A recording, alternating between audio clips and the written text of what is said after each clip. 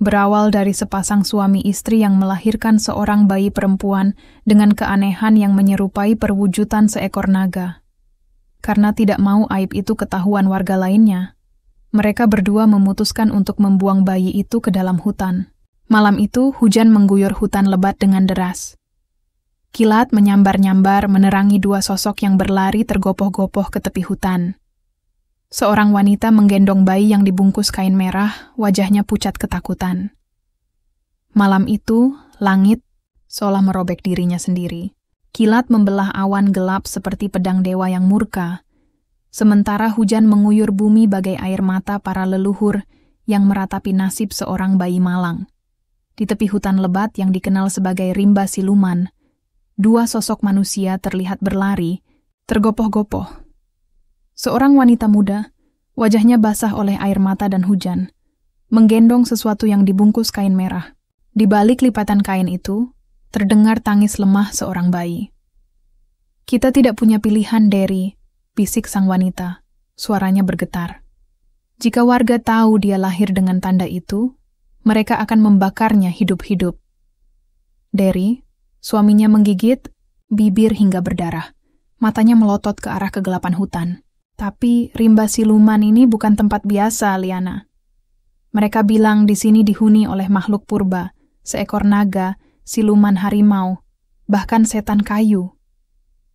Liana menguatkan hatinya. Lebih baik dia mati dimakan binatang buas daripada dibunuh dengan kejam oleh orang-orang yang seharusnya melindunginya. Dengan langkah berat, mereka memasuki hutan, melewati pepohonan raksasa yang seolah mengawasi mereka dengan mata tak terlihat. Akhirnya, di bawah sebuah pohon, naga berdaun pohon langka yang konon disucikan, mereka meletakkan bayi itu. "Maafkan kami, Nak," bisik Liana sebelum mencium kening bayi itu untuk terakhir kalinya. Tanpa menoleh lagi, mereka berlari meninggalkan hutan, meninggalkan bayi yang tak berdosa itu sendirian di tengah keganasan alam. Bayi itu menangis semakin lemah. Kulitnya yang awalnya kemerahan mulai membiru akibat kedinginan. Hujan yang deras seolah tak peduli, terus menghujani tubuh mungilnya. Tiba-tiba saja terdengar suara desisan. "Sst!" Suara gesekan sisik di atas. Daun kering. Semak-semak bergerak perlahan, seolah sesuatu yang besar sedang mendekat. Dua cahaya kuning menyala dari balik kegelapan, sepasang mata yang memancarkan kearifan purba. Seekor makhluk raksasa muncul dari balik pepohonan. Bukan ular biasa, melainkan naga hitam, makhluk legendaris yang diyakini telah punah ratusan tahun lalu. Tubuhnya sepanjang 30 kaki, bersisik hitam berkilau seperti baja yang ditempa dewa. Di kepalanya, sepasang tanduk melengkung anggun, dan kumis panjang menjuntai seperti sungai sutra. Naga itu mendekati bayi itu, lidah bercabangnya menjilat udara, menangkap aroma darah dan ketakutan. Namun saat matanya menatap bayi itu, sesuatu yang aneh terjadi. Kain merah bayi itu terbuka sedikit, memperlihatkan tanda lahir berbentuk lingkaran sempurna di dadanya, simbol yang sama persis dengan lambang mata naga yang terukir di dahi sang naga. Sehingga, naga itu mengeluarkan desisan pelan, seolah terkejut. Ia mengangkat bayi itu dengan ekornya yang lentik, memeriksa tanda itu lebih dekat. "Kamu adalah keturunanku?" Suara naga itu bergema dalam bahasa purba yang tak dimengerti manusia biasa. Tanpa ragu, naga itu menggigit lidahnya sendiri. Darah hitam, darah naga menetes ke mulut bayi itu. Sungguh ajaib, bayi itu tiba-tiba berhenti menangis.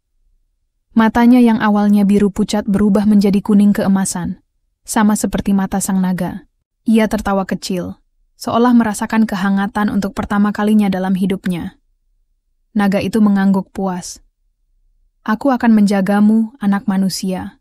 Kamu adalah bagian dari kami sekarang." Dengan lembut, ia mengangkat bayi itu menggunakan mulutnya, lalu membawanya masuk ke dalam gua tersembunyi di balik air terjun. Gua Mata Naga, tempat tinggalnya selama berabad-abad. Bayi itu tumbuh dengan cara yang tak pernah dibayangkan manusia manapun. Naga hitam, yang kemudian ia panggil Ayah Naga, memberinya nama Lumina. yang artinya adalah cahaya dalam bahasa kuno. Lumina tidak minum susu seperti bayi manusia biasa. Sejak darah naga menyatu dalam tubuhnya, ia hanya meminum embun bulan yang dikumpulkan dari daun-daun langka dan getah pohon kehidupan yang hanya tumbuh di tengah hutan. Anehnya, tubuh Lumina mulai menunjukkan keanehan. Kulitnya sesekali memancarkan kilau keemasan saat ia tertidur. Tangisannya bisa membuat angin berhembus kencang. Dan yang paling mengejutkan, suatu hari saat ia berusia 3 tahun, ia tanpa sengaja menyemburkan api kecil saat marah. Naga hitam mengerti. Darahnya telah mengubah Lumina. Ia bukan lagi manusia sepenuhnya, tapi juga bukan naga. Ia adalah Drakaina, manusia naga. Selain naga hitam, Lumina juga berteman dengan makhluk-makhluk lain yang ada di hutan itu. Seperti dengan si mata hijau, harimau siluman yang sering mengajarinya berburu. Nyai Pucuk, penyihir hutan tua yang mengajarinya bahasa binatang. Gurdo raksasa baik hati penjaga pohon-pohon kuno. Namun, di balik keindahan rimba siluman, bahaya juga mengintainya. Di desa tempat Lumina dilahirkan, kabar tentang bayi terkutuk yang dibuang mulai memudar. Namun, suatu hari, seorang pemburu bernama Baskara secara tak sengaja melihat sesuatu yang mengubah segalanya. Ketika dia sedang memburu rusa, ketika tiba-tiba saja dia melihat seorang anak perempuan bermata kuning sedang bermain dengan seekor ular raksasa, naga hitam, yang menyamar sebagai ular biasa. "Anak setan!" Baskara berseru ketakutan. Ia segera kembali ke desa dan memberitahu kepala suku. Bayi yang dulu dibuang, dia masih hidup, dan sekarang dia bersekutu dengan makhluk kegelapan. Kepala suku, yang fanatik dengan kepercayaan kuno, segera mengumpulkan pasukan. Kita harus membakar hutan dan membunuh anak itu sebelum kutukannya menyebar. Sementara itu, Lumina, yang kini berusia 10 tahun, dia masih tidak tahu bahwa bahaya sedang mendekat. Suatu malam, saat ia tidur di gua mata naga, naga hitam tiba-tiba mengangkat kepala, dia mendengar sesuatu. "Mereka datang," bisiknya. Dari kejauhan, suara genderang perang dan teriakan manusia semakin dekat. Api obor membakar pepohonan, asap tebal mengepung hutan. Naga hitam segera membangunkan Lumina. "Kita harus pergi!" Tapi ajakannya itu sudah terlambat.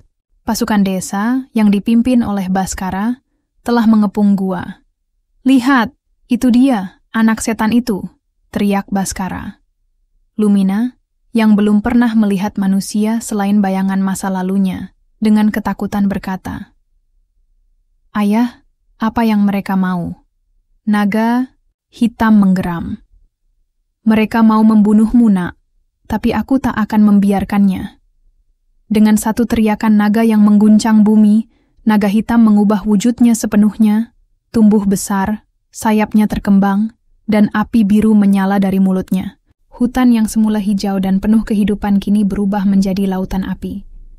Suara jeritan binatang yang terjebak dalam kobaran api memenuhi udara, sementara asap hitam mengepul ke langit, menutupi bulan purnama yang sebelumnya bersinar terang. Lumina berdiri ketakutan di belakang naga hitam, matanya yang kuning keemasan dipenuhi air mata.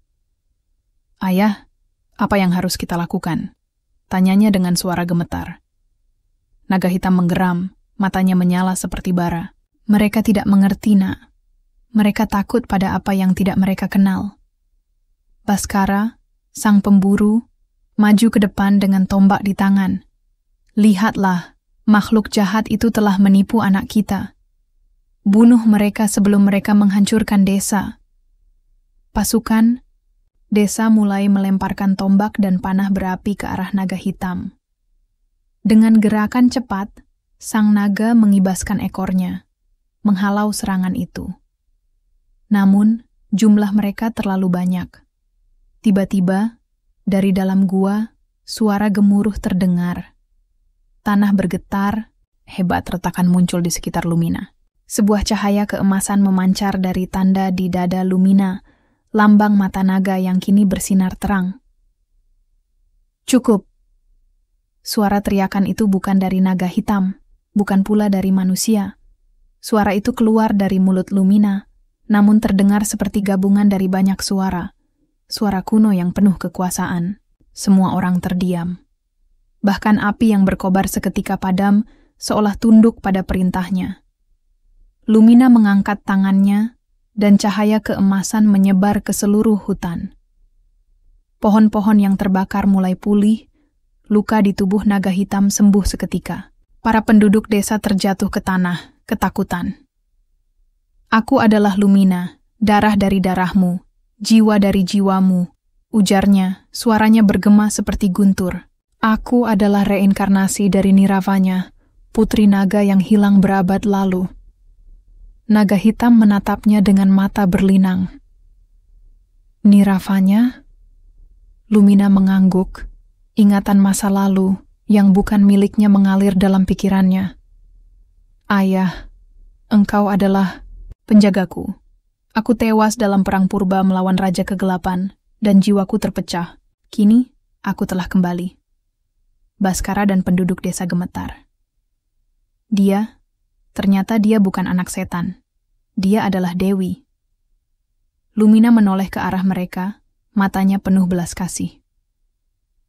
Aku tidak datang untuk membalas dendam.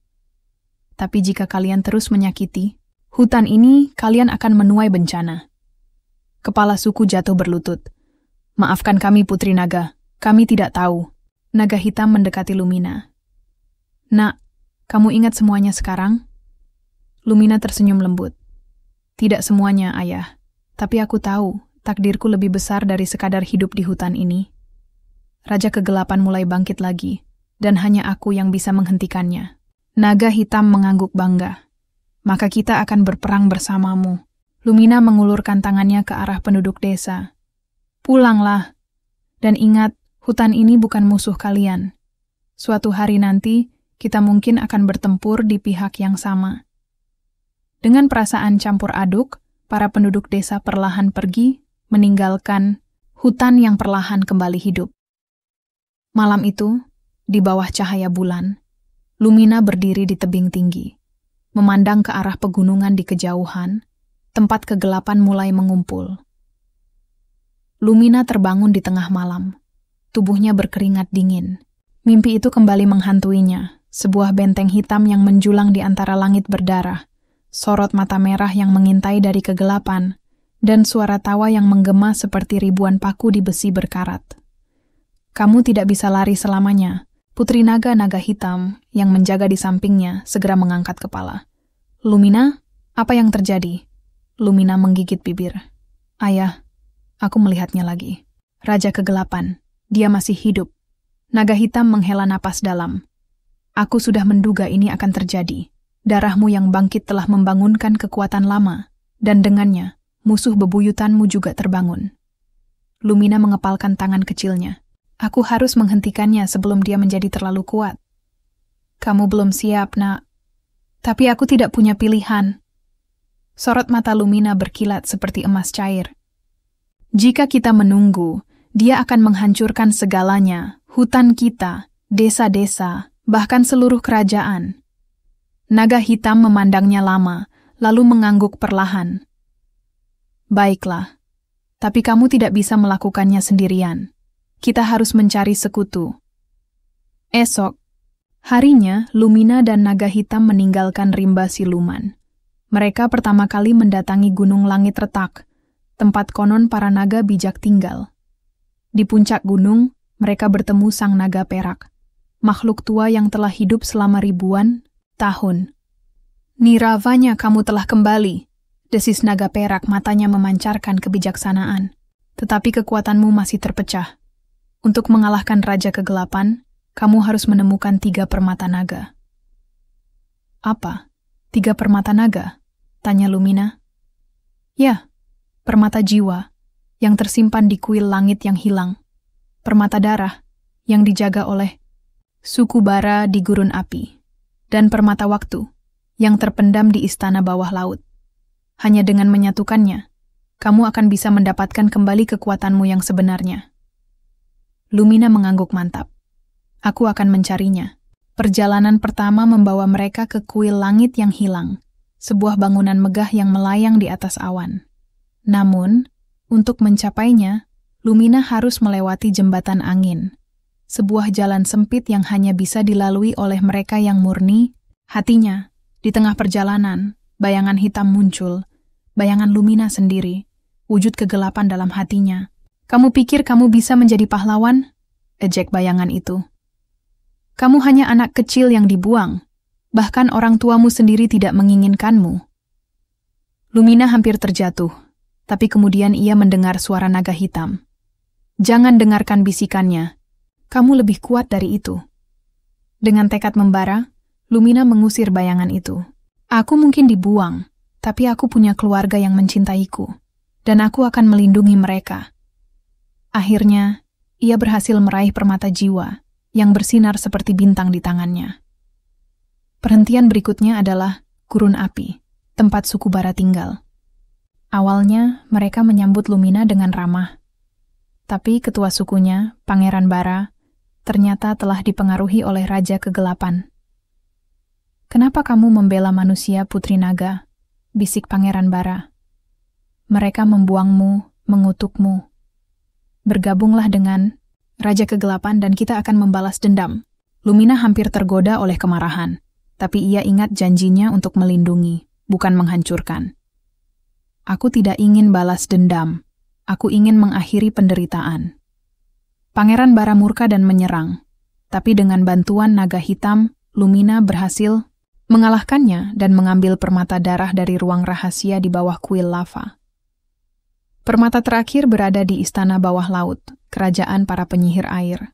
Namun, Raja Kegelapan telah mengirim pasukannya, pasukan bayangan untuk mencegah Lumina. Di kedalaman laut, Lumina bertempur melawan naga air yang terkutuk, makhluk buas yang dikendalikan kegelapan. Dengan menggunakan 2 permata yang sudah ia dapatkan, ia berhasil membebaskan naga air dari kutukan dan mendapatkan permata waktu. Kini, dengan ketiga permata, Lumina kembali ke rimba siluman, tepat saat Raja Kegelapan melancarkan serangan besar-besaran. "Aku telah menunggumu, Putri Naga." Raungan Raja Kegelapan menggelegar. Wujudnya adalah naga hitam berkepala 3 dengan mata merah yang membara. Lumina tidak gentar. Ia menyatukan ketiga permata dan sinar keemasan menyelimuti tubuhnya.